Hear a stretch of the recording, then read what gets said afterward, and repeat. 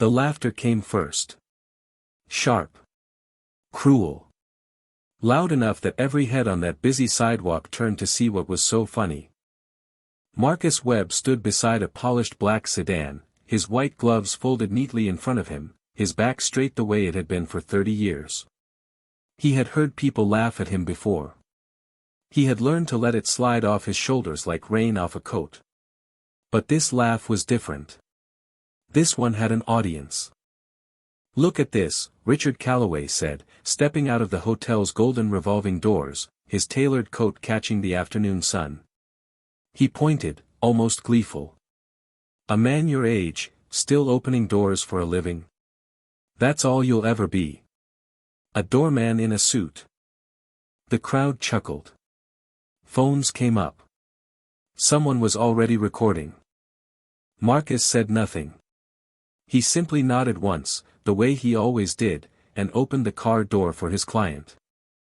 But what none of them knew, not Richard, not the crowd, not even the doorman standing just feet away, was that the building rising behind them, the very hotel Richard had just walked out of laughing, carried a secret older than Richard's entire empire.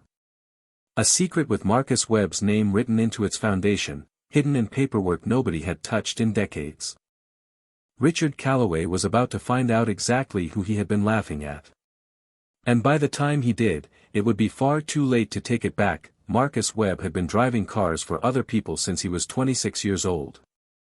He started with a beat-up town car he'd bought on credit, picking up businessmen from the airport at 4 in the morning, learning every shortcut through the city so his passengers would never be late.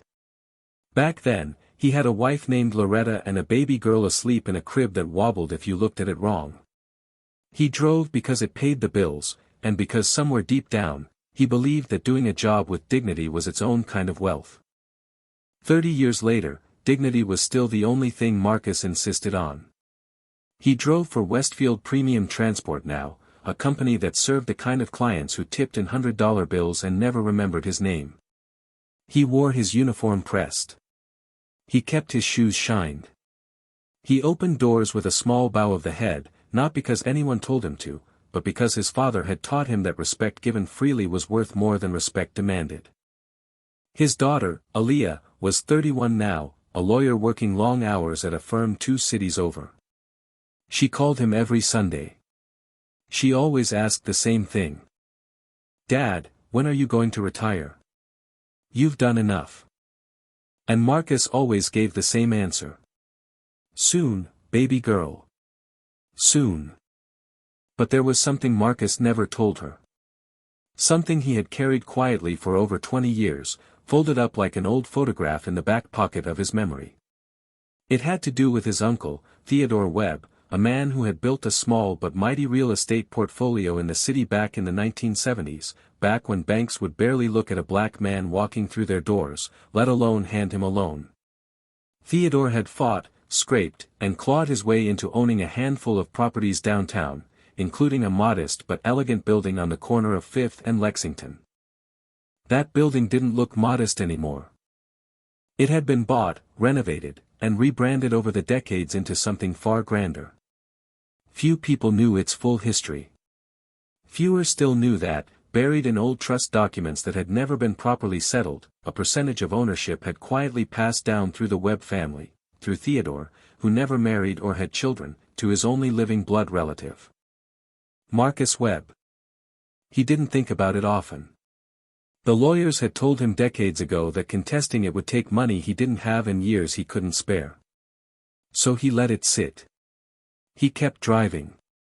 He kept being invisible to people like Richard Calloway, who saw a black man in a chauffeur's uniform and assumed they already knew his whole story. But invisibility has a way of becoming very, very visible at exactly the wrong moment for the wrong people. It was a Tuesday afternoon when everything changed.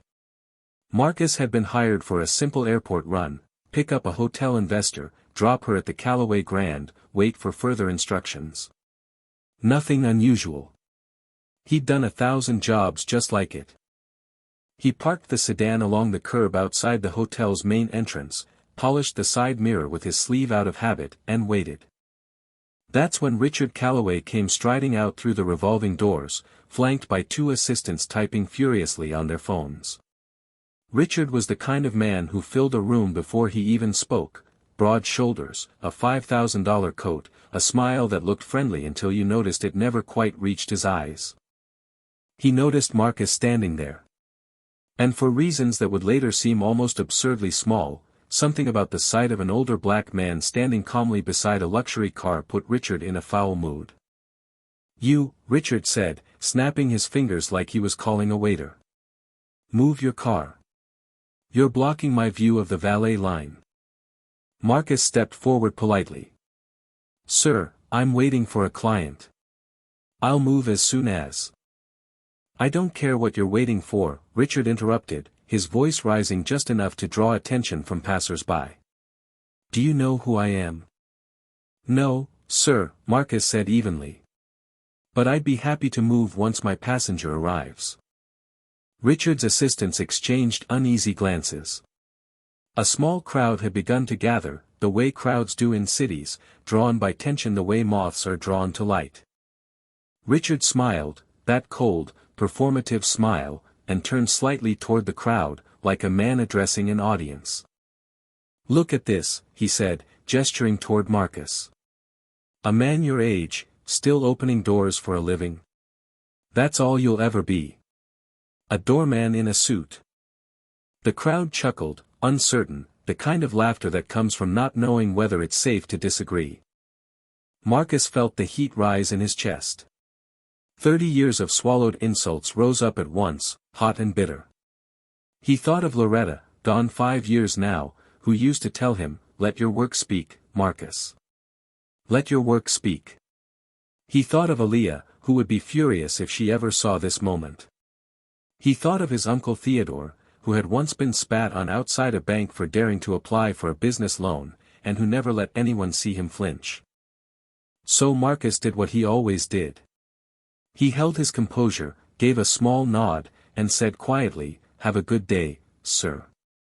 But someone in the crowd had already started filming. What happened next shocked everyone, though not in the way Richard expected. By the time Marcus dropped off his client and drove back to the depot that evening, his phone was buzzing non-stop. Aaliyah had sent 4 texts in a row, each one more alarmed than the last. "Dad, are you okay? Dad, call me. Dad, this video is everywhere. Dad, call me now." The video, 11 seconds of Richard sneering, the crowd's nervous laughter, Marcus standing silent and dignified, had been posted by a bystander with the caption, "Billionaire mocks elderly chauffeur outside Callaway Grand. This is disgusting." By 9 that night, it had 2 million views. By midnight, it had 4. News outlets picked it up. Commentators dissected Richard's tone, his posture, the cruelty dressed up as casual mockery. Hashtags formed. Hashtag Respect Marcus Webb began trending. People who had never met him felt strangely protective of this quiet man in a chauffeur's uniform who had simply stood there and taken it with grace. Richard, watching the backlash from his penthouse office, was furious, but not for the reasons anyone might hope. He wasn't ashamed. He was annoyed that his reputation, the one thing he valued above nearly everything else, was taking a hit over what he considered a nothing interaction with hired help. "Get me PR," he barked to his assistant. "We need a statement. Something generic. Taken out of context. The usual." But the statement, when it came out the next morning, only made things worse. It downplayed the incident, suggested the footage was edited to mislead, and offered no apology. The internet, predictably, exploded with even more outrage. Nobody knew the truth yet. Nobody, not the commentators, not the journalists scrambling to interview neighbors and co-workers, not even Marcus himself in that moment, understood that this viral humiliation was about to crack open a secret that had been buried for over 2 decades. It started, as these things often do, with a single phone call. 3 days after the video went viral, Marcus received a call from a number he didn't recognize. He almost let it go to voicemail. He was tired of reporters showing up outside the depot, tired of well-meaning strangers stopping him on the street to say, "I saw what happened, I'm so sorry," tired of being a symbol instead of a person. But something made him answer. "Mr. Webb. My name is Diane Foster. I'm an attorney. I used to work with your uncle, Theodore Webb, many years ago." Marcus's chest tightened. He hadn't heard his uncle's name spoken by anyone outside his family in years. "I saw the video," Diane continued. "And Mr. Webb, I think you need to come into my office. There's something about your uncle's estate that was never fully resolved. Something tied to a building downtown." Marcus's hand trembled slightly on the phone. "The building on 5th and Lexington?" There was a pause on the other end. "You know about it?" "I know there was always talk," Marcus said carefully. "Old family stories. Nothing official. We were told decades ago it wasn't worth pursuing." "Mr. Webb," Diane said, her voice quiet but firm, "I think someone told your family the wrong thing. I think it's worth pursuing more than you know." What Marcus didn't know yet, what none of them knew, was that the building on 5th and Lexington had since been swallowed into a massive redevelopment project. Renamed. Rebranded. Polished into the very same hotel where Richard Calloway had mocked him 3 days earlier. The Calloway Grand. Marcus sat in his small kitchen for a long time after that call, staring at a faded photograph of his uncle Theodore standing proudly in front of a modest brick building, suit slightly too big for his thin frame, eyes blazing with the kind of hope that comes from building something out of nothing. He thought about going to Diane's office the next morning. He thought about Aaliyah, who deserved to know whatever truth was about to surface. He thought about Richard's sneering face, and for the first time in 30 years, Marcus allowed himself to feel something other than quiet endurance. He felt the smallest spark of hope. Diane Foster's office was cramped, filled with file boxes stacked like small towers, the smell of old paper hanging in the air. She greeted Marcus warmly, shook his hand with both of hers, and got straight to business. "Your uncle Theodore," she explained, sliding a thick folder across her desk, "bought the building at 5th and Lexington in 1974. Cash, mostly, he'd saved for nearly a decade, working 3 jobs. Banks wouldn't touch him, so he built his nest egg the hard way." Marcus nodded slowly, recognizing the story from childhood dinners, his uncle's voice booming with pride whenever he told it. "In 1991, Diane continued, Theodore drafted a trust. He had no children, and he wanted to make sure the building, and any future development from it, stayed within the family.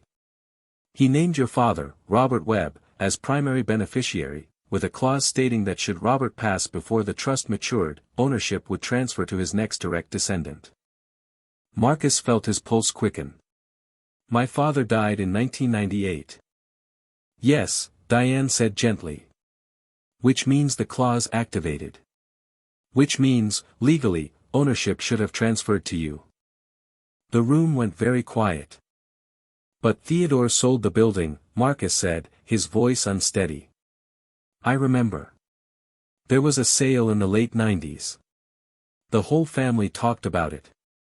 Diane shook her head slowly. "There was a sale, yes. But Mr. Webb, and this is the part that matters, Theodore only ever sold 60% of the property to outside investors. The trust documents show he retained a 40% stake on behalf of his family line. That stake was never properly dissolved. It was simply forgotten. Buried under decades of corporate restructuring, rebranding, and resale." Marcus stared at the documents, his hands trembling as he turned page after page of his uncle's careful, looping handwriting. 40% of what, exactly, he asked quietly. Diane met his eyes. 40% of what is now the Calloway Grand Hotel. For a long moment, Marcus couldn't speak. Decades of swallowed insults, decades of being overlooked, decades of standing silently beside luxury cars while men like Richard Calloway barked orders, all of it came rushing up at once, tangled with grief for his uncle, his father, and the life none of them had gotten to see unfold. What they discovered changed everything. But Diane's expression remained cautious, almost grave. "Mr. Webb, I want you to understand something. Having a legal claim and successfully enforcing it are two very different things. Richard Calloway has an army of lawyers. He will fight this with everything he has. Are you prepared for that?" Marcus thought of his uncle's voice, steady and unshaken even when banks slammed doors in his face. He thought of his own 30 years behind the wheel, swallowing insult after insult with quiet grace. "I've been prepared my whole life," Marcus said. "I just didn't know what for." The legal filing went public 2 weeks later, and the story exploded even bigger than the original viral video. News vans parked outside Diane's small office. Headlines screamed variations of the same astonishing twist: chauffeur mocked by CEO may own part of his hotel. For the first time in his life, Marcus Webb felt the strange, dizzying sensation of being seen, truly seen, by people who had never met him. Richard, for his part, dismissed the claim publicly as a desperate attempt to capitalize on viral fame. His lawyers issued statement after statement calling the trust documents outdated, irrelevant, and legally void due to decades of inaction.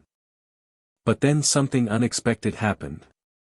An old employee of Theodore's original property management company came forward, a woman named Carol Jennings, now in her 70s, who had worked as Theodore's bookkeeper in the 1990s.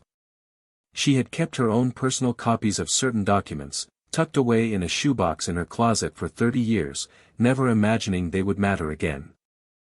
"I remember Theodore telling me," Carol said in a tearful interview, "that no matter what happened to that building, his family would always have a piece of it. He made me promise to keep records, just in case. He said, one day, someone might try to erase us. Don't let them." Carol's documents matched Diane's exactly. Independent verification. A judge, reviewing the preliminary evidence, granted a temporary injunction freezing any further sale or restructuring of the Calloway Grand's ownership structure until the matter could be properly investigated. For one shining moment, it looked like justice might actually be simple. Clean. Fast. Marcus allowed himself, just briefly, to imagine what it might mean, not wealth for its own sake, but vindication. Recognition. A name restored. He should have known better than to relax. They thought the fight was over. They were completely wrong. Richard Calloway did not build a billion-dollar empire by giving up easily. Within days, his legal team produced something that sent a wave of dread through Marcus's small support team. A second document. Dated 1999. Appearing to show Theodore Webb signing away the remaining 40% stake to a holding company, a company that, after years of mergers and shell corporations, eventually became part of Richard's empire. The signature looked exactly like Theodore's. Diane stared at the document for a long time, her brow furrowed. "This wasn't in any of the records I found," she admitted. "If this is authentic, it changes everything." Marcus felt the floor drop out from beneath him. "Is it authentic?" "I don't know yet," Diane said honestly. "But Richard's lawyers are already filing motions to dismiss our case entirely based on this document. If the judge accepts it without scrutiny, we could lose everything before we even get a real hearing." Public opinion, fickle as ever, began to shift. Commentators who had once championed Marcus's story now speculated wildly. Was the chauffeur's claim a fraud all along? One tabloid asked. Online trolls who had been silent during the wave of sympathy now resurfaced with cruel jokes about gold-digging old men and desperate publicity stunts. Aaliyah, watching her father's name dragged through public speculation, broke down crying on the phone one night.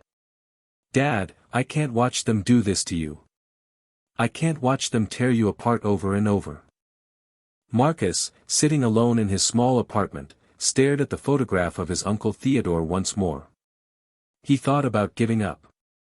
He thought about how much easier life would be if he simply withdrew the claim, returned to his quiet routine behind the wheel, and let Richard Calloway win the way men like him always seemed to win. But then he remembered something else, a small detail Carol Jennings had mentioned in passing during one of their conversations. Theodore never trusted typewriters, Carol had said with a small laugh. Said machines lie. He signed everything in fountain pen, and he always, dated things with the day spelled out in full. Never numbers. He thought numbers were too easy to forge. Marcus sat up straight. The 1999 document Richard's lawyers had produced was dated using numbers only.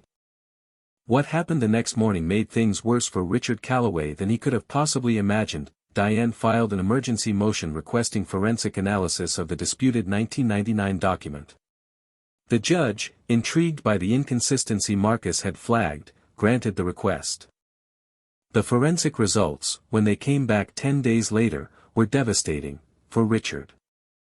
The signature was a near-perfect match to Theodore's handwriting, but the ink chemistry was inconsistent with products manufactured before 2003. The paper itself contained a brightening agent not introduced into commercial paper production until the early 2000s. The document, supposedly signed in 1999, had been created at least 4 years after that date. It was a forgery. A skillful one, but a forgery nonetheless. The investigation that followed moved quickly. Records showed the holding company that acquired Theodore's stake had been controlled, at the time, by a junior executive at Calloway Enterprises, a man who, after a generous severance package and an NDA, had quietly disappeared from public life nearly 20 years ago. Reporters tracked him down living modestly in another state. After significant pressure, and the promise of legal immunity in exchange for testimony, he finally spoke. Richard's father gave the order, the man admitted in a recorded deposition that would later become public.